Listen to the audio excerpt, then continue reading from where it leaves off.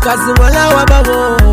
kasi ku endleka yini n'wana wa bava minitsele usika ku ni fihlela u vona moya wa karateka mara wena u khulume kasi wena u fela yini musola na nga hlamuluka vulavula xitora xa wena vulavula xitora xa wena vulavula n'wana mama na ku vona u pfalelekile mara u nga tshama u nga phimba makwavo u tomila wena lahlanyi loko swo boya u tshama u ri wexo xava ku hlekela kunzima ideya male mange ku fikeli u liwe swo lava u tsundzeka ka vona va ku pfuna hi maideya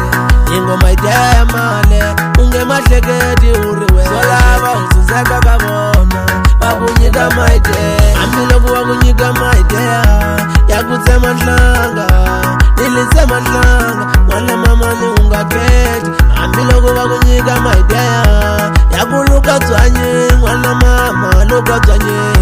u nga keti kambe xana va ku nyike ku limpa timbyana ku hlantswa timbyana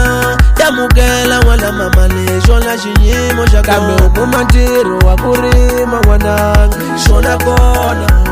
ni le ko vachalo yamukela xiyimo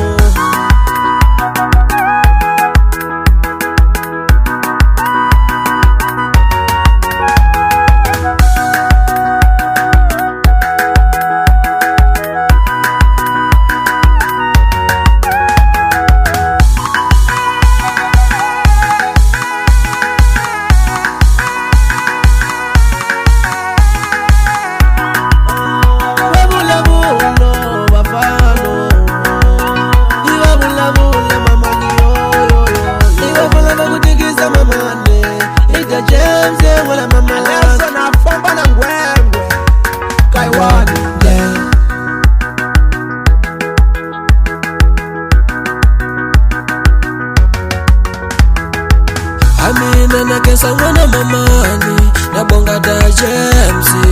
akurudisa moya isilo salsima sobova kutira n'wana mamani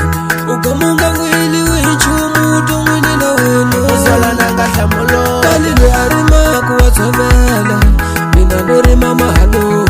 anuwoni tshovelo kalilwe arima kuwa tshovela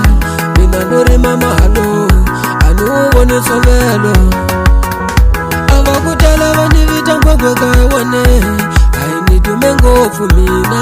mara swilo swa mina kuhava kalilwe arima kuwa tshovela mina nuri mama halo anuwoni tshovelo